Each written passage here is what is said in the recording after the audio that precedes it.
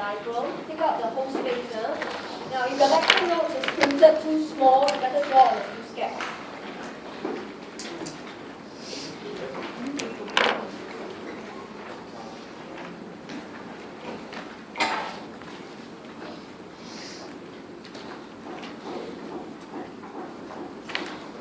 Okay, so put in your diagram.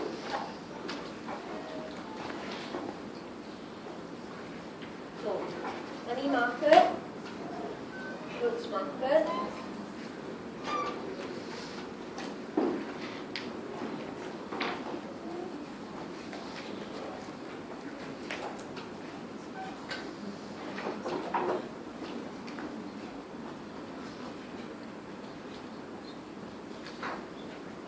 so you have contractionary, okay, so I think I'll write it here inside.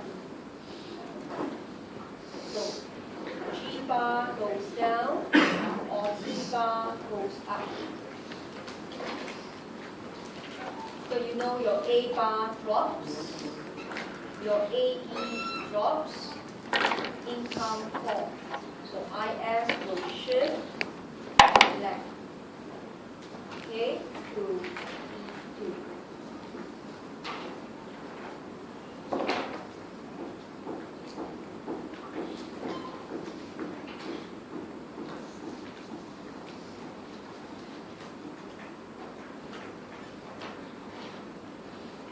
Okay?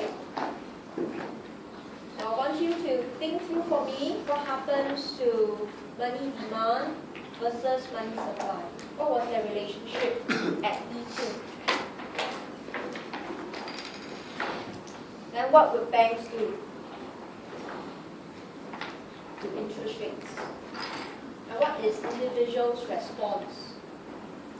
And what happens to money demand?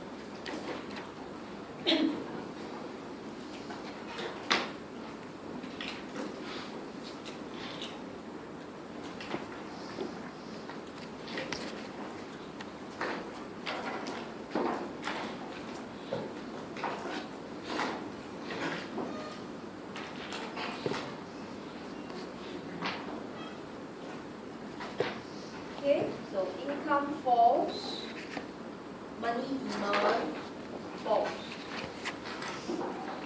Alright, you cannot hold the same amount of money for transaction and precautionary motive. So money demand goes down, means money demand is smaller. Right, at E1, money demand equals money supply. Money supply don't change unless government buy and sell bonds. But here, it's only money demand that went down. So, look at this. The funds are all in the banks and financial institutions. There's not enough liquidity in our hands. So banks will want to chase away these funds. They will cut interest rates. Now, usually at step 2, students struggle. Then I just tell them, look at your diagram. You know eventually you must end up here. Then you know interest rate must drop. Just that you may not fully understand why. It's harder to discuss interest rate drop. The earlier case is easy. Money is in our hands. Banks want to take away our money. They offer us better interest rate. That one is easy. But the reversal is tougher. Alright, so in this case, interest rate drop.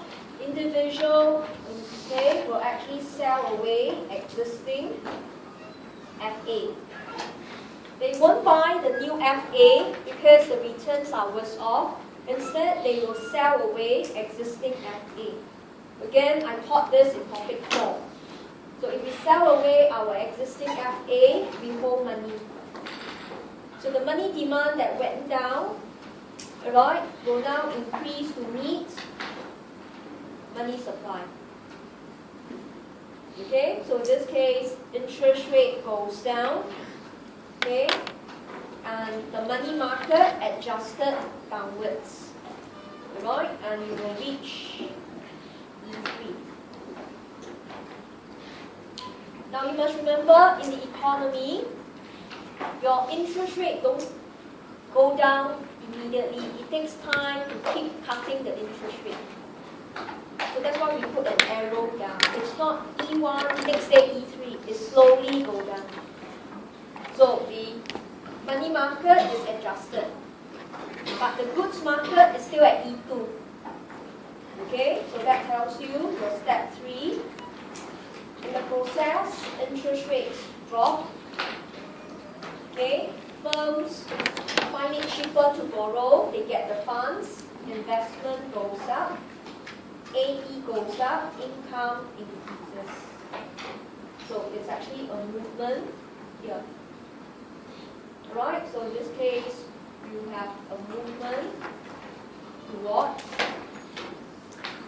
E3. Right, so goods market move towards, should I say, money market move towards E3.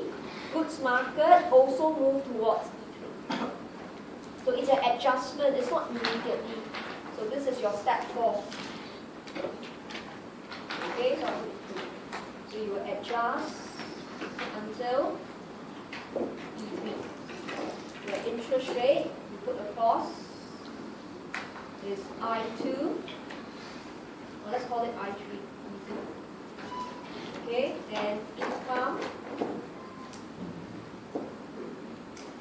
is Y3. So that's your equilibrium. So contractionary policy works. You meant to cut your G, right? In doing so, your income from Y1 dropped to Y3. So the policy works. Okay, but how effective? Right, so now we're going to change the slope. So now let's do opposite. So now consider the individuals. Okay, now let's do less sensitive to interest rate.